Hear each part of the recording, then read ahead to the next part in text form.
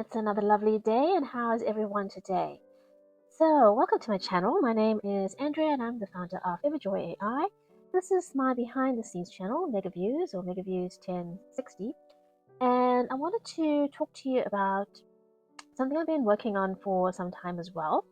And it's because I did a course on fragrance formulation, and it was about maybe 2 years ago.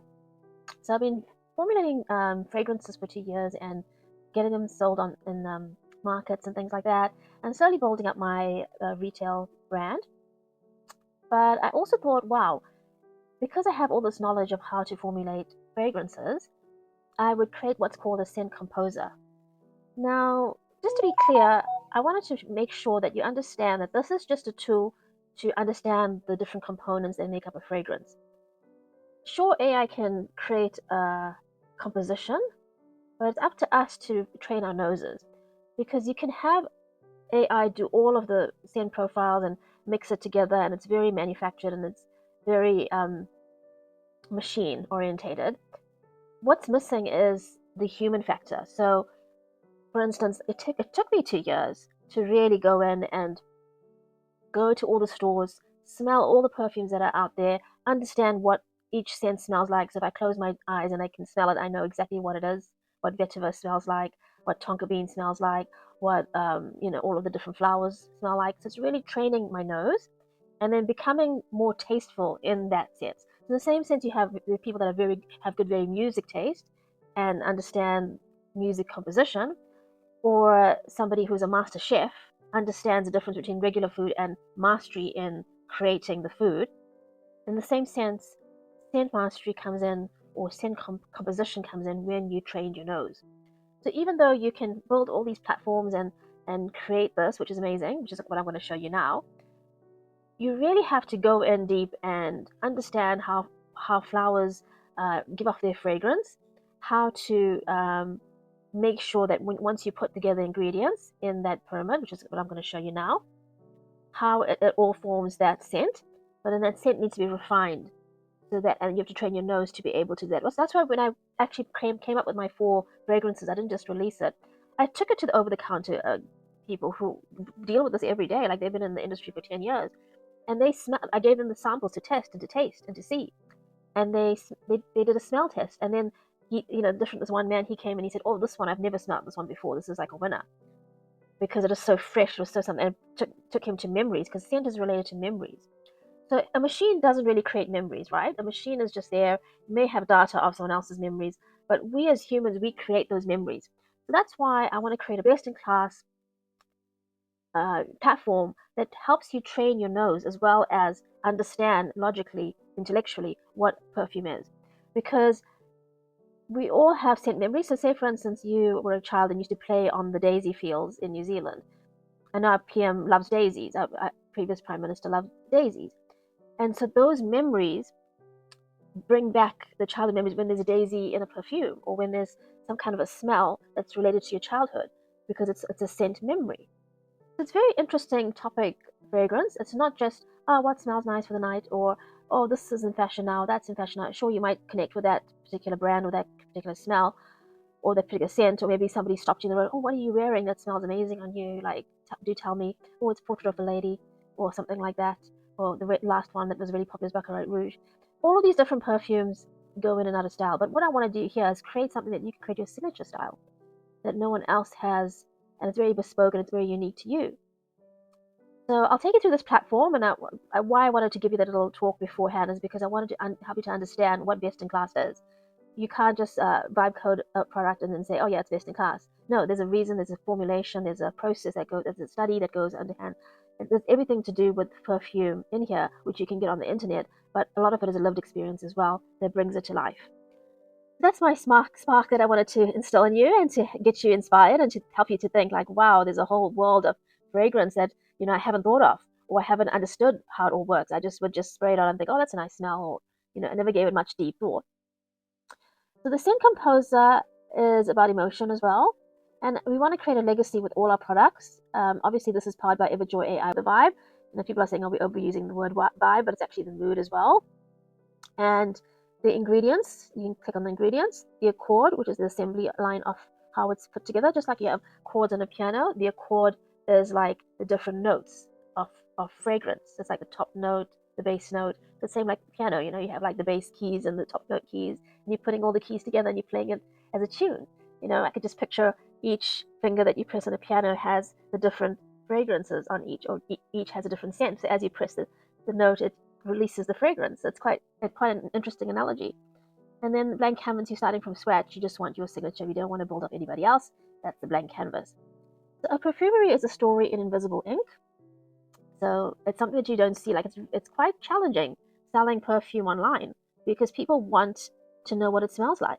So you have to really think visually. Like I went to all the parks and I, staged my products beautifully in the parks and in the different nature scenes. So it wasn't just me walking in the park. I was actually curating. I was actually staging my products and creating an atmosphere of what, like for instance, vetiver had the feelings of grassiness and lush nature and New Zealand ferns and all of that.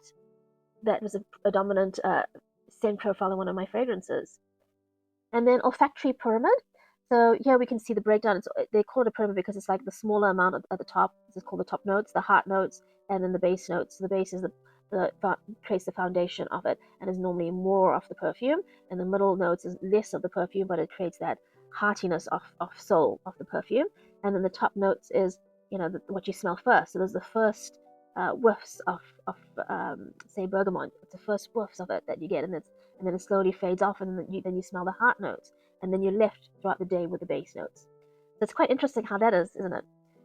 And then, so this is what the base page is. So you can go in here and you can go by feeling, or go by what maybe you are on holiday and you've gone with your husband to Paris on a rainy evening. You're walking with him on the road, and you get so inspired by this moment where you see somebody walking over the road in the umbrella, and then there's like little artisan shops with chocolatiers or chocolatier factories, and or like different different things that happen there with cobblestones, and just that feeling, that environment that you're in just evokes that emotion and evokes that memory, and you want to capture that feeling in your own signature scent.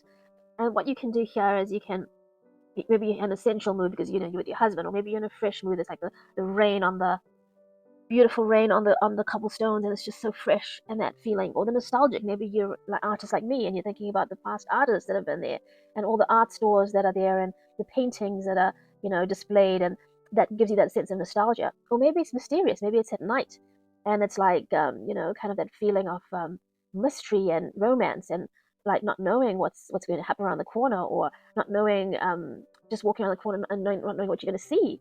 And then there's romantic. Obviously, Paris is the most romantic city in the world. It's voted one of the most romantic cities in the world. So maybe that's what evoking, some kind of romance. Maybe you want to put some roses, red roses, in your perfume. And then maybe it's bold. Maybe this is your first trip overseas with your partner, or maybe you're on your own. That's fine. Maybe you're being bold and brave and going on your own, or maybe with some girlfriends. And the scent composer can really bring to life those memories with your girlfriends, taking a brave risk and going on your own to Paris. So what it is the bergamot, grapefruit, neroli, rose, jasmine. All these different palettes are actually the essential oils. So different oils make up the scent palette.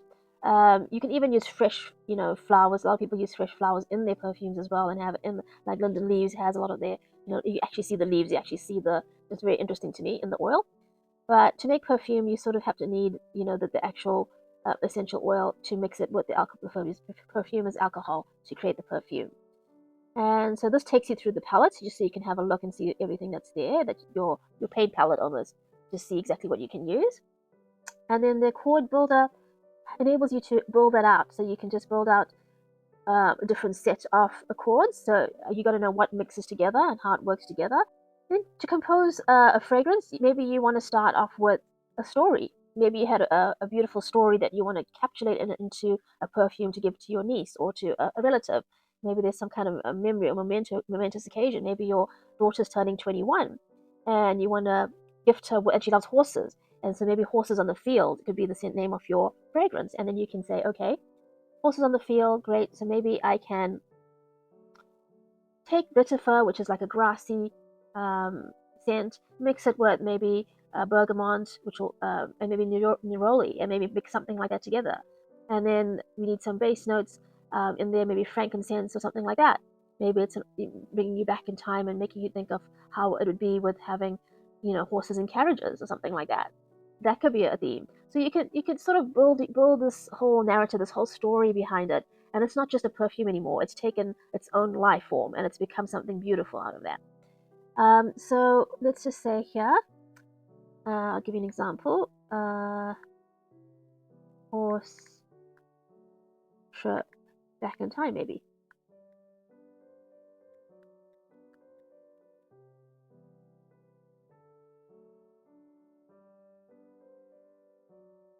It's thinking about how it can put it together, and then it comes up with your formulation. So it gives you lavender, bergamot, galbanum, wild grass, clary sage. I've used clary sage before. Narcissus, absolute, labdanum, resinoid, saffron cord. There's lots of ways to consume saffron, but even to have it in your perfume, that's going to really boost your mood. And maybe you're feeling drab. Maybe you're feeling like, I can't go on anymore, like doing this business. It's just struggling. And you get into this really negative mindset and you can't get out of it. You can't break out of it. And saffron is going to really boost that for you. And suddenly you have all these ideas of how you can move it forward. And suddenly you're winning because your whole mindset's changed because you're out of that funk. So just get your spark back. Maybe try something new. Maybe just go to do something different. Go to a perfume store and just start smelling all the perfumes. Just that could be a start. Maybe you weren't never into perfume, and now you're thinking, okay, I can go and start by getting little samples of perfume and smelling it and seeing what that's about and seeing how it all works. So yeah, that's just to encourage you and inspire you. And then the full formula, that you can see the whole formula in percentages. Now, I've been taught to hand formulate it and then work out the percentages, the very old-fashioned way. Like, this tool is going to make it so much easier because it's breaking it down for you. But you still have to see, okay, maybe this is AI just working it all out percentage-wise, but maybe you will want to tweak it. Maybe you'll try, it's a bit too much lavender. The lavender is overpowering it here. It's got 8%. Let's bring it down. And this is what I mean by, you got to train your nose. Like, you can't just only go by this formula.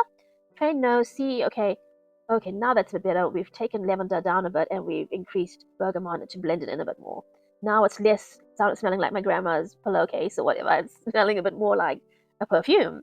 Okay, so now, like, that's what I mean by, trying to see what we can do with this tool, but not let it take over your fragrance composing, okay? And then this is what I really love. It's the bottle design.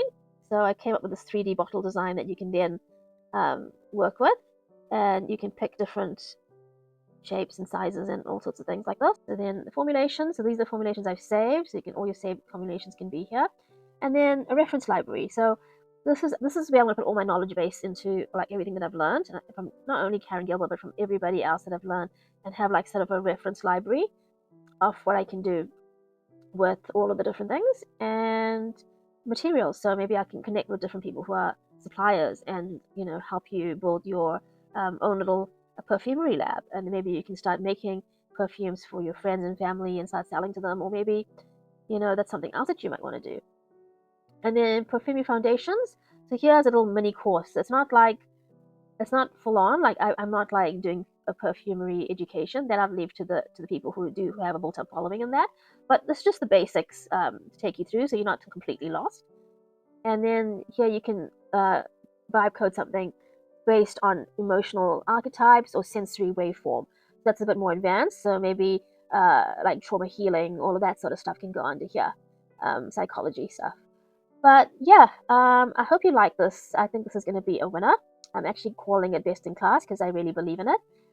Mainly because I've done the homework, I've done the research, I've done the courses. It's not just me vibe coding something quickly and putting it out there as fast as I can. There's more thought behind it. There's more social proof behind it because I have sold some. I have my own brand with my own perfumes on there. And it's not just my personal brand slapped on a really established label. It's a lot more in depth and more heart and soul poured into it, because I make things with love, right? A machine can never make things with love. The machine there is to support us. AI is there to support us, to support our goals, support what we do, but it doesn't just kind of do everything, and there's no human touch in it. So that's what I wanted to say, and I wanted to inspire you.